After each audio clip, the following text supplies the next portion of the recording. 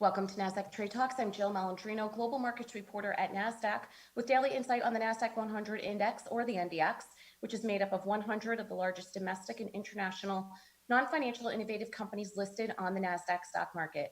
The NDX has been the barometer for U.S. large cap growth and also one of the best performing indexes over the last decade and a half, not to mention one of the most liquid index ecosystems in the world. Joining me today for an update, we have Joyce. He's the managing director on Nasdaq's market intelligence desk. And Brian, speaking of outperformance with the index over the last decade and a half, seeing it take a little bit of a pullback here after leading the recovery with the COVID-19 lockdown. So it seems as if it's almost appropriate to take a little bit of a breather here. Absolutely, I would agree 100%. They say the hallmark of a healthy bull market is sector rotation, and that's what we've been seeing the last week, if not 2 weeks, where the previously underperforming value sectors and industries such as financials and industrials, even energy, they've come back in vogue in the last couple of weeks. And conversely, the outperformers, the growth names, a lot of those tech stocks, they've been taking a breather here. So over the prior 5 days, ending yesterday, the Nasdaq-100 is up about 2%, the S&P 500 about 4%, and then the small micro cap and the Russell 2000, they're up 9 and 10%. So, and that's largely because financials have seen a big rebound. They're up about 11% over the last 5 days, industrials 10%. Whereas those sectors are not very well. In the Nasdaq-100, there's virtually zero financials, and industrials have a very low weighting as well. Conversely, healthcare and technology over the last 5 days have been the two worst performing GIC sectors. Healthcare has been flat. Tech is up about 2%, which is good, which is great on an absolute basis over any 5-day period, but relative to the underperformers, the previous underperformers, financial industrials, over the last 5 days, they're underperforming.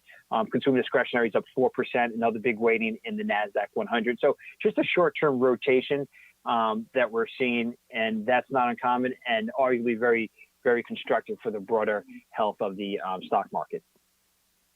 Brian, let's take a look at the argument with growth versus value and that rotation that we keep hearing about going into value stocks. Just because stocks are cheap does not necessarily mean that they're a good value. And I think that's the narrative that the market's struggling with here a bit. Correct. Just because something is cheap does not mean it's a good buy. In market terms, we call that a value trap, where you buy seemingly low value stocks on the expectation they're going to shoot higher, and then they just stay low for a long period of time. So this chart is a daily period chart showing the last 12 months of the Russell 1000 Growth Index over the Value Index. And just go back a little bit to September, where we saw value on a short-term basis outperform growth. I remember back then there was a lot of market pundits calling for a big rotation, that this was going to be a longer-term trend of value outperforming growth. And it only turned out to be a 1-month wonder, as in October, November, December, growth outperformed value. And then you can see on this chart in January, on the 1st, or the 2nd of the month, the ratio of growth over value made a breakout above its prior high made in August. And so there's about a 5 to 6 month consolidation period there. And then you have a breakout, and typically you will, the expectation is from a breakout, you see upside momentum, and that's what we certainly had here. The momentum of the relative strength, the outperformance of growth versus value really took off.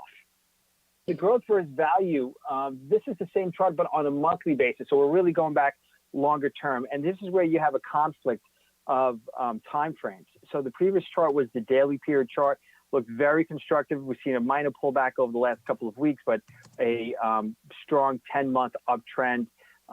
Very bullish looking. But when you look at it on the monthly period, there's definitely some things to take note of here. And that's that the current ratio is almost exactly identical, exactly equal to the peak it made back in February of 2000, which was 1 month before the actual Nasdaq-100 and the composite indices peaked.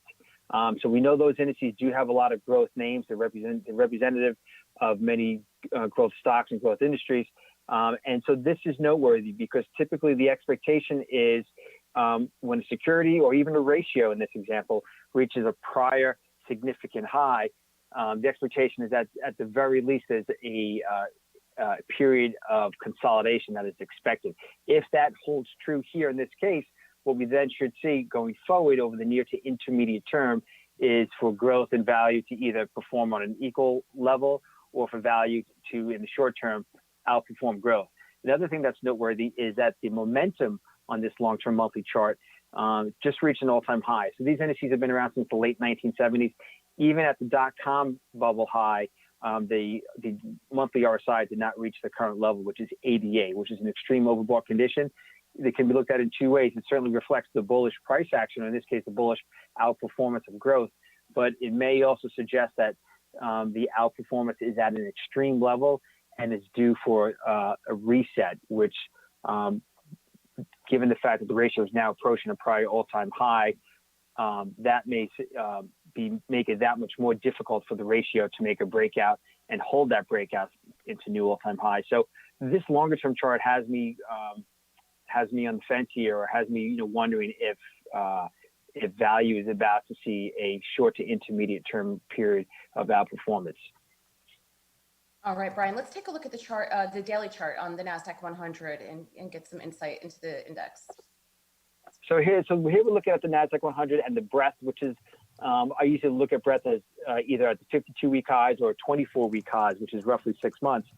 Because we've just come off such extreme oversold conditions just 2 months ago, 2.5 months ago, I'm going to shorten that up and look at the 24-week time frame and the percentage of stocks within the index making new 24-week highs. And that peaked back on May 18th. And then the index has gone a little bit higher here. So relative to the last couple of months, this looks constructive. We're seeing a number of stocks making new 24-week highs. If we had the 12-week highs here, which is 3 months, just this past week, that made a new high over the last 3 months. So in the short term, this looks constructive. But when you look at it a little bit further back, say over the last, let's say throughout all of 2020, we can see the index in the upper panel is within 2% of reaching its prior all-time high, but the percentage of stocks making 24-week highs or 6-month highs is about half, even maybe about 60% below what it was at in January and February. So relative to those prior all-time highs, the breadth is weaker, and that would just suggest that fewer stocks are driving this index to these levels. And weaker breadth can sometimes be a leading indicator that price needs a period of time to consolidate, if not pull back. All right, Brian, thanks so much as always for joining me on Trade Talks. All right, thank you, Jill. Take care. All right, and thanks for joining me. I'm Jill Malandrino, Global Markets Reporter at Nasdaq.